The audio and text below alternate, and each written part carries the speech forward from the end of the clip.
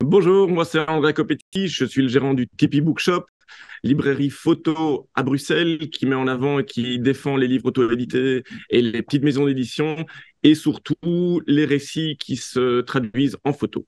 La librairie a 10 ans, 10 ans l'année passée. Il y a 10 ans, je n'étais pas libraire, je n'ai pas hérité de la librairie comme beaucoup de personnes. Moi, à la base, je viens du dessin et de la photographie. Donc, j'ai étudié 5 ans le dessin et après 5 ans la photographie. Et au bout des 5 ans, il y avait mon prof, Gilbert Vastenaken, peut-être que vous le connaissez, qui m'a dit, en fait, je trouve que c'est très, très bien comment tu vois la photographie, surtout parce que tu ne la vois que en séquence.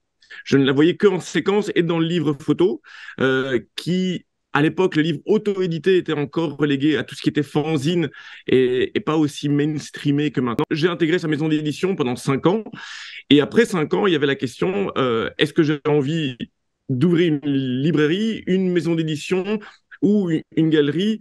Et il y avait quelque chose de l'ordre de la mise en danger dans une librairie en termes de ce que tu proposes, ce que tu défends et des personnes qui viennent, qui, moi, m'excitait beaucoup plus. Cette double activité entre recevoir des livres, les comprendre, les traduire et les expliquer à quelqu'un d'autre, c'était quelque chose qui était extrêmement excitant quand tu as toujours passé la plupart de ta vie à raconter des histoires. Les premiers, Michael Schmidt, avec Unity and Height. Pourquoi Michael Schmidt? Une des premières claques que j'ai reçues en photographie et en séquençage, où principalement je ne comprenais pas le livre, en fait. Le livre se situait entre l'Allemagne de l'Est et l'Allemagne de l'Ouest. Et qu'est-ce que moi je connaissais de l'Allemagne? Rien. Et qu'est-ce que j'en connais après? Très peu, à part tout ce que l'histoire nous en a appris. Mais ce qu'on voit, c'est ce qui, en fait, Michael Schmidt a pavé tout ce que les gens ont fait par après. Ça veut dire à la fois de la photographie qu'il fait lui-même, des images qu'il récupère d'archives, et après aussi des images grises. Je ne dis pas grises par la surface, mais vraiment grises par la lecture qu'on pouvait en faire. Et donc, ce livre est toujours un peu une énigme. Et donc, c'est quelque chose que je tiens fort à cœur, et surtout parce qu'il a été réédité récemment par Walter Koenig. Et donc, c'est extrêmement important que d'autres personnes à notre époque puissent être complètement perturbées par ce livre, car il a beaucoup de bonnes graines dedans. Deuxième livre, qui date d'il y a quelques années, ce livre de Kazuma Obara sur Hiroshima et sur la bombe qui a explosé. Ici, un des très bons exemples d'un workshop qui se place au Japon et qui met en avant les livres auto-édités et surtout l'effervescence des récits, des différents récits. Ici, on a des éléments, des facsimilés, on a des images d'époque, on a des images actuelles.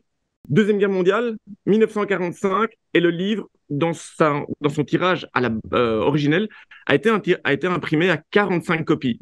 Donc, je pense que entre les intentions de départ et le tirage, c'est quelque chose que de plus en plus on oublie, et on pense qu'un livre peut être imprimé à 700 copies sans que le tirage puisse être important. On arrive, peut-être le troisième pourrait être une grosse claque que j'ai eue l'année passée, à savoir le livre de Mir Muratet.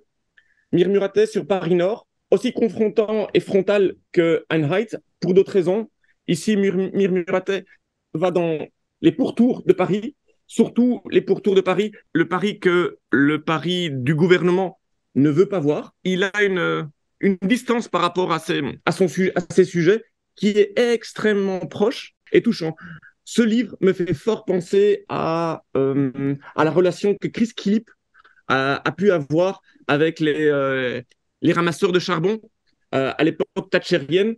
Ça pose la question, est-ce qu'on n'est pas toujours un tout petit peu dans ce système économique complètement vacillant, ou peut-être qu'il a même déjà vacillé. Mir Muratet a fait un autre livre après, qui représente Paris complètement vide. Je pense comme tous les artistes, tous les photographes qui ont vécu le Covid, ils ont dû faire un livre. Je trouve un peu aussi politique, mais un peu moins fort que celui-ci. C'est Flore des friches urbaines.